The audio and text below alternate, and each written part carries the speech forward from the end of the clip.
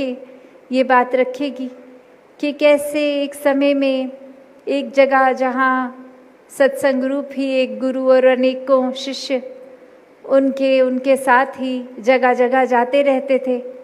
और एक दिन एक शिष्य अपने गुरु को समझाते हुए बोलते हैं कि आप ही के अनुयायियों के बीच, हमारे बीच में अब कोई ऐसी किसी ने अफवाह बना दी है या कोई बात बोल दी है, उससे काफ़ी अनुयायी टूट गए हैं और अब वो कह रहे हैं कि आज की सत्संग के बाद अब वो ये आएंगे नहीं, वो निकल जाएंगे यहाँ से। और ऐसा बोलने पे वो गुरु के मुंह पे कोई ना आव भाव बदले, ना एक्सप्रेशन बदले। और बात यही आई कि फिर वो भक्त पूछता है कि ये इतनी बड़ी संख्या से हमसे कम हो जाएंगे, तो ये आप इस चीज़ को लेके कुछ चिंता भी नहीं आपके मुंह पर दिख रही।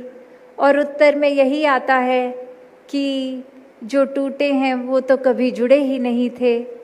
तो बात यही वो भी समझाते हैं कि अगर सत्संग में रहकर भी एक सिर्फ कुछ किसी की बात का असर इस तरह ले रहे हैं, कोई बोले सुने पे चल रहे हैं, या फिर एक किसी ने संतमति के अलावा मनमत की ओर जाना है, कोई बुराइयों को हावी होने देना है, तो वाकई ही वो सत्संग सुन भी नहीं रहे थे। वो तो सिर्फ उपस्थित थे।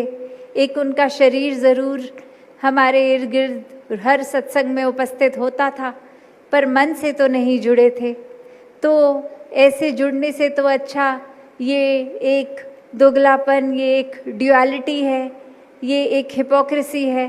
तो ऐसे से ज़्यादा बेहतर है उनका जहाँ मन लगता है वो वहाँ जाएं, सत्संग में नहीं लगता तो घर बैठ लें।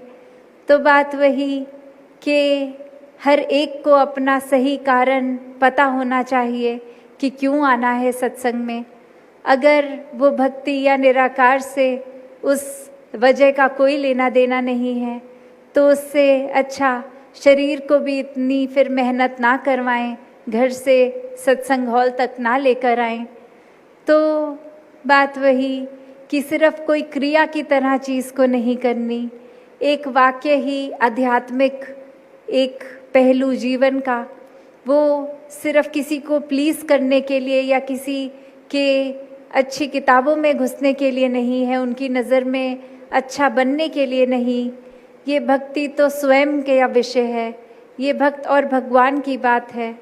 तो अगर वाकई ही ये कारण के बजाय कोई और कारण है, तो